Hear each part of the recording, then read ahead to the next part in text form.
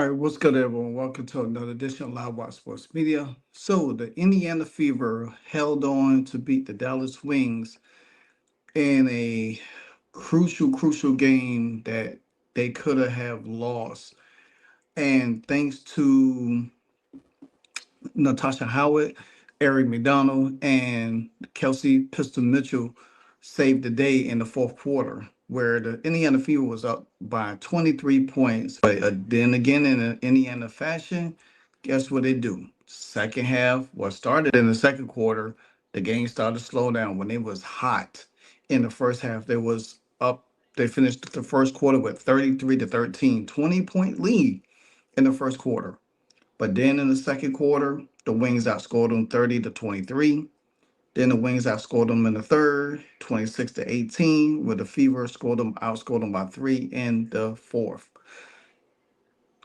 The Indiana Fever got to figure out a way to continue to close out these games.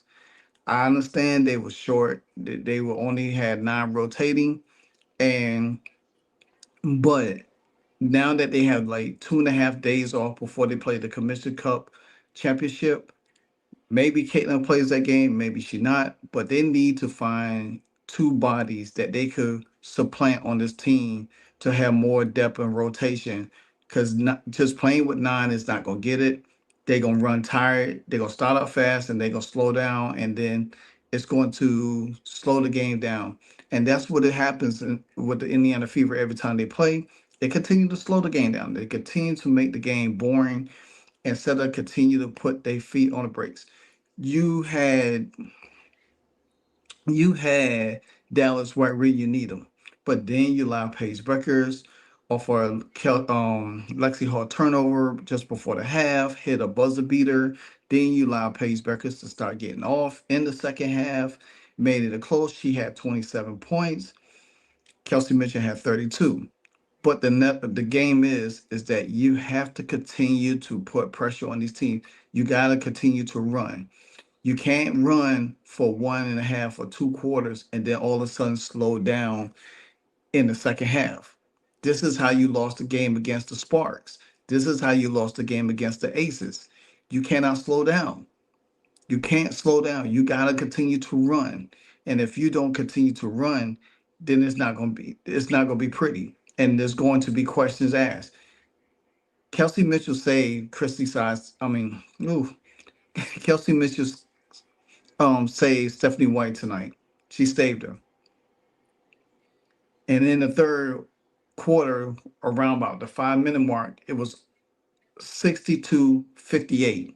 You allowed them to crawl back into the game. Continue to allow them back in the game, making bad decisions after bad decisions. You can't do that. You can't do that at all. You had Natasha Howard had a double double, 15 points, 13 rebounds. Leah Boston, 21 points, 6 boards. Mitchell, 7 assists. She had a high 7 assists in the game where we don't even see her getting 7 assists. Um, she had 4 for 6 from three. She was 11 for 17 from the field. She was had 32 points, only 3 fouls. Eric McDonald came on 13 points, 6 assists, 6 for 9 from the field. Michaela Tipson, I got to give KK some love. She finally got some playing time. And I think that her energy was what this team needed in the first quarter throughout the game. Her energy was what it needs to be over Bree Turner. You see the difference when she's on the floor. Her length, her size, she can move her feet. Bree Turner does not do that at all. She does not move her feet at all. And is you're going to have to put KK out there, let her get experience, even as she picks up fouls. This was a good first step. This was a good first sign by Stephanie White to start trusting this rookie. You're going to have to get other bodies in until Dante's come back. And you might have to go ahead and start thinking about cutting Sid Colston or Bree Turner, because the fact of the matter is, you switched the lineup up by putting Eric McDonald in. That was a great sign right then and there. Eric McDonald needs to start until Caitlin Clark comes back. She need to be the primary backup to Caitlin Clark. I'm looking forward to see what Ari McDonald and Caitlin Clark looks like on the floor together. I think it's going to be spectacular. But nevertheless, the Indiana Fever gotta continue to figure out their identity. This game was a good game, but still, you cannot allow teams to crawl back into the game. You gotta continue to play trapping defense. You gotta continue to play doing the things that you need to do. And at the end of the day, if you lose games because you can't continue to put pressure on teams, then guess what? When it comes down to playoffs time, it don't matter what lead you is because you're gonna allow teams back in the game. We've seen this a whole lot last year with Chrissy size teams.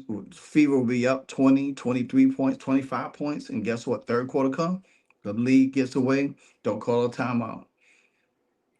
But at the end of the day, you need more bodies on the bench. I would, like I said, I will look to get ready to offload Bree.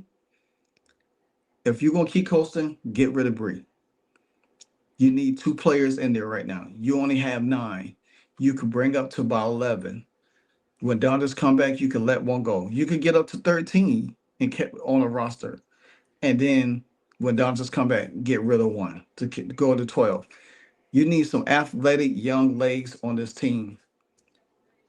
You already see that Natasha Howard, she has to be out a certain number of minutes of the game because the fact of the matter is she can't run up and down the court like that. Yeah, she gave great effort in the first half, but then later on, you gotta balance her out because she's older vet. That's why you need young legs out there.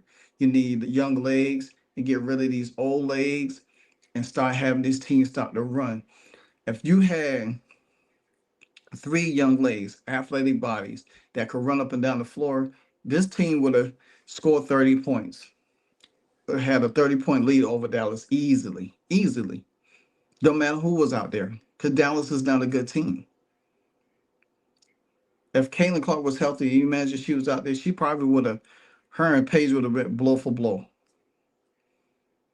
But this is what we're looking at. But like I said, I'm not going to nitpick too much. This was a good game. Thank you, Kelsey Mitchell, for stepping up. Kelsey Mitchell has been on the tear. She has been on the tear for the last few games. And to be honest with you, um,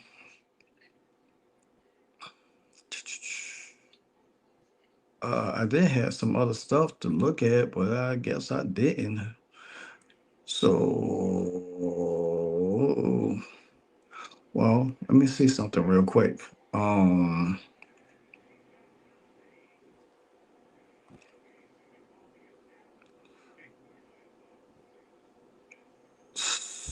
yeah, so yeah, like I said, but Aaliyah Boston has 6-3 and everything. They did everything they needed to do, and whatever the case might be. I think, and this also marks Stephanie White. She finally reached the 100 win mark with this game. 100 wins in her career. I thought she would have had it over there in Connecticut, but hey, lucky us. Um, I think Kelsey Mitchell hit something too. I think for rebounds, 500 rebounds. Yeah, she had a career 500 rebounds. So congratulations, Kelsey Mitchell. So, but anyway, Kelsey Mitchell has been on the tear for the last three games. If she could continue to do that when Caitlin Clark come back, this team could get rolling. Like I said, they need to get some pieces in there and get really start playing complementary basketball. Um, they got a tough game on Tuesday. Then they start having, I think they have a five game homestand. So, and we'll just continue to monitor the situation with Caitlin Clark. But until then, good win for the Fever. You almost lost it in the end again, but thanks to Howard, McDonald, and Mitchell, they saved the day. So hats off to the Fever. You got to have a better rotation now that you got KK in the mix now. It's time to look to move, get rid of, let go, Bree Turner. I think KK coming in, she's going to be able to get the experience, play. She's raw, but she should have, to me, she should have played day one. But now you're gonna have to play her. So, and I think in a game setting like this, especially you playing against the Minnesota Lynx, that's gonna be a good game for her to play in, to to put her size up against a Nafisha Carter, who's, you could slow her down. So, but anyway, like, comment, subscribe. Until the next episode, Live Wire Sports, and we out. Hey, so amazing. You see how they playing? Live Wire, it's all about sports and entertainment. You don't want to miss it, so official like you never seen. Keep it going till the whistle blowing from the referee. Everything from highlights and stats. You know that we gotta run it back, whether on the field or the court. You know that this is where it's at. Subscribe, no delaying. This is Live Wire, sports and entertainment. Let's go.